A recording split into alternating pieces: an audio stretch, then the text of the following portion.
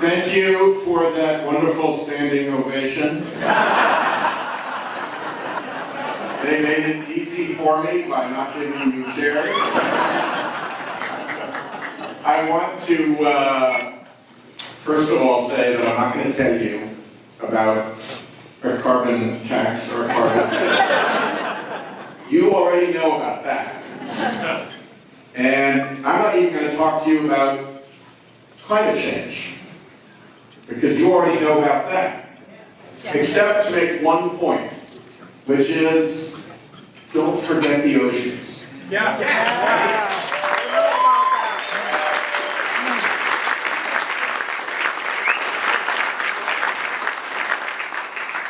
I mean that not just because the oceans are probably the vector for the first really bad knockdown punch that climate change delivers to the Earth, but because the oceans don't lie.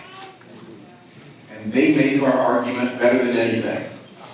If you will notice, the deniers want to take you off into the abstruse realm of computer climate projections, where there is room to sow doubt and do their mischief.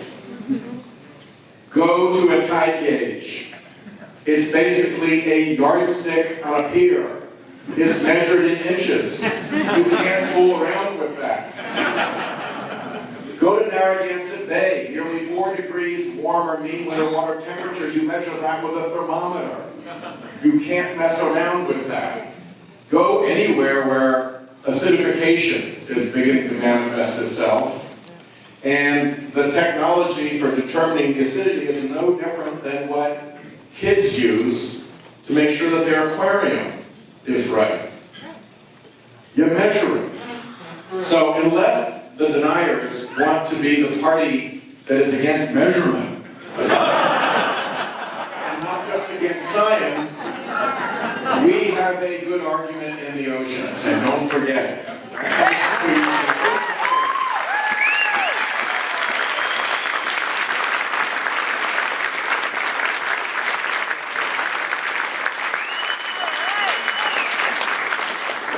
Message to you today, what I want to tell you about is a message of confidence.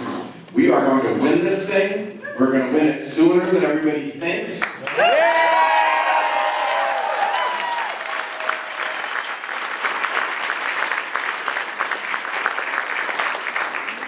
And you can feel and see the pieces coming together. Just a couple of years ago, now, they've got the best climate regulation ever put forward by this country. And that is not only good in terms of reducing emissions, it's good on the psychology of the big polluters. And they're big.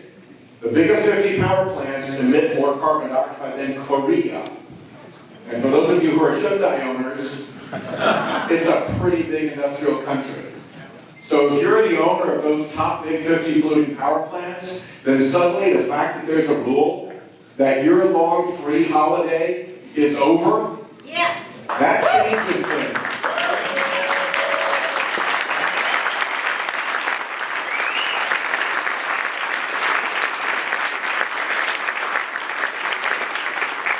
It changes the way you think.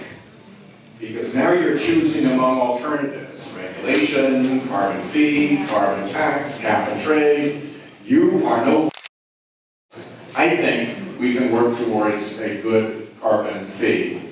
For God's sake, you've got probably 3 Republican secretaries of the Treasury supporting it. 2 for sure, and I think we can bring out a 3rd.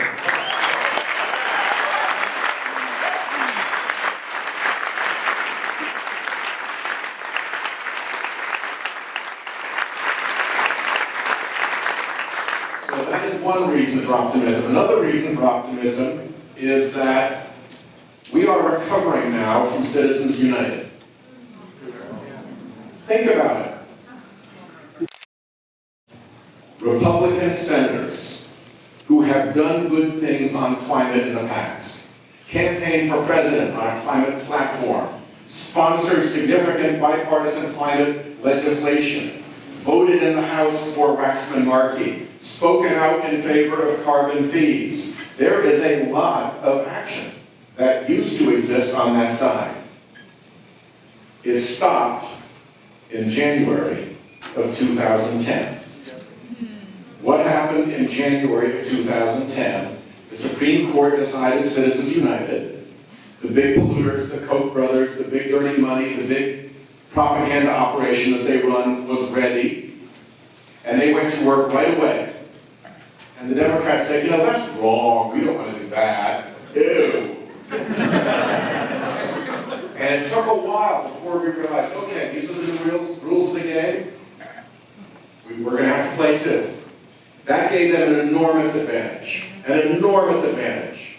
There are some very brave and good Republicans in the Senate who want to get this done as soon as they see daylight.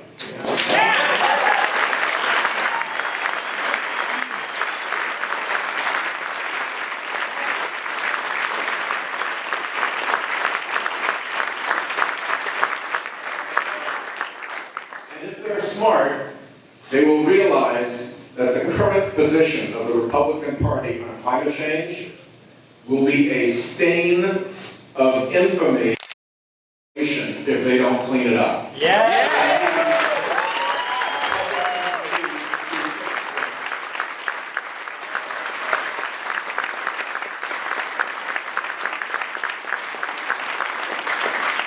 So when LCD and NRDC Action Fund and Tom Steyer and Citizens Climate Lobby and folks get into this political conversation in a big way, that is going to cause our colleagues to have a bit of a rethink. And I challenge you to have the 2014 elections be a wake-up call for our denier friends.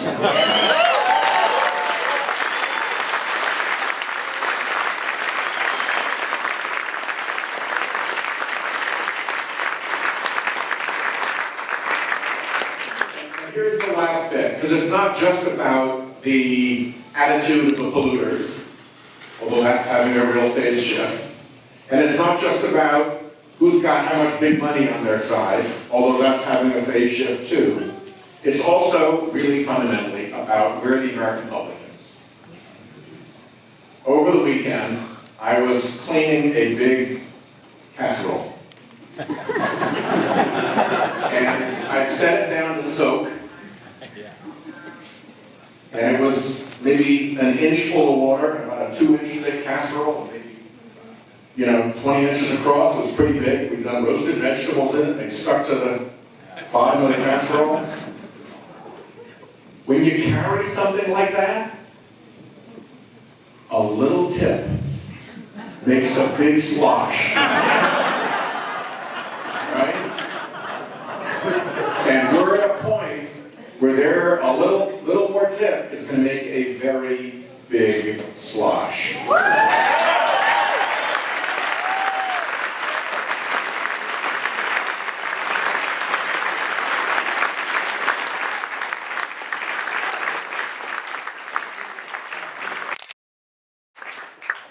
at some of the measurements. Despite all of the poisonous propaganda that the polluting interests have emitted since the president's proposed rule came out, recent polling shows that 2/3 of Americans are totally on board. 70% say we've got to act on this.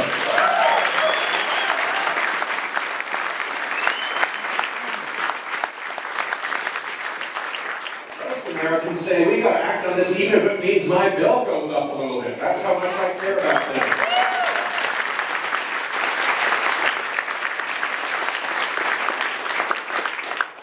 You get polling out of places like Texas and Louisiana that is strong.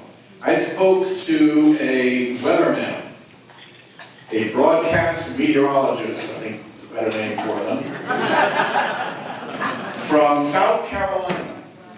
Some of you may have heard of him. He's the guy who broadcasts about climate change all the time in South Carolina. And he said when they started doing it, the TV station went into DEFCON 4. And they had people on the phones, and they backed down the hatches, and they waited for the huge explosion, the huge blowback. Never came. Never came in South Carolina. So he told me, his station did a survey in its broadcast area to see how people felt. And he said the numbers came back just the same as the numbers that you see anywhere else in the country. And he said every once in a while I get a crank who calls me up, and I just talk them through the facts, and they end up giving up because they don't know what they're talking about. But he said he also gets complimented. The most popular show he's ever done was on what climate change means for poison ivy. You know, when you get to that level of kind of prosaic stuff that's just coming out on the nightly news from your local trusted weatherman, that's a good sign. But here's my favorite, even better than the weatherman. The poll that was taken of young Republican voters. Self-identified young Republican voters under the age of 35, by a clear majority, 53%, said that climate denial was ignorant, out of touch, or crazy.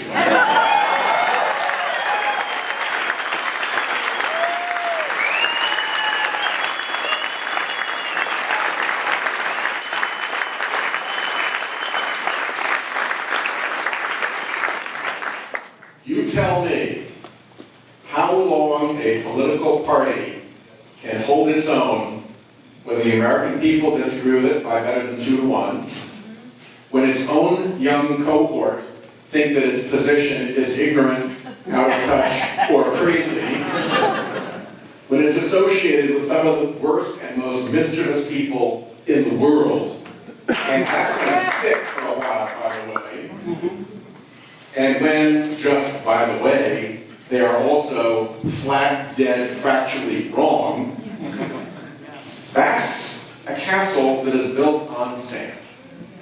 And the sand is eroding, and the castle will fall, and with all of you, and with people all across this country who care about this issue, and who understand what it means for our lives, who understand what it means for our future, for our children, for our grandchildren, for our standing in the world.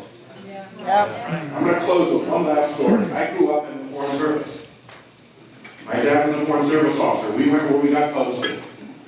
And despite what you might think about champagne and hors d'oeuvres and the diplomatic corps, it was none of that. We didn't go anyplace very nice. But there was a common theme wherever we were in these war-torn, deeply impoverished countries. America, they knew, was different. America, they knew, was different. We've been an example ever since shining city on a hill, right? Massachusetts, 17th century. To Reagan using the same phrase when he was president. Bill Clinton has always said that the example of our power in this country has always meant less than the power of our example. We are an exemplary nation. I believe we are the essential nation. I believe we are the indispensable nation. I believe we are an exceptional nation. And for our whole lives, we have coasted on a tide of goodwill about America. It doesn't matter what barrio you live in, what village you live in, what little hovel by the side of a dirty coast someplace you fish in, however poor and broken your situation is, if you have access to the news, you know that in America is out there and things don't have to be the way they are for you. And that's always been good for what they call soft power. We risk blowing that. Yeah. If across the world those same people are seeing that the fish they used to catch are gone, the manioc they used to harvest won't grow in the new drought, the village where they used to be is now underwater, storms that never reached their hillside are now sweeping across the hillside, and they take that and they find out that we had it within our power to do something about it, and we failed to do it. We failed to do it because our political system failed, because there was too much greed in it, because there was too much money in it, because there was too much fear in it. That then becomes the power of our example. And that's not an example that we want to set. Too much is riding on America being a success in this world for us to allow that to happen. We cannot allow that to happen. We will not allow that to happen. We will redeem this. We will make this right. And we will win this issue way sooner than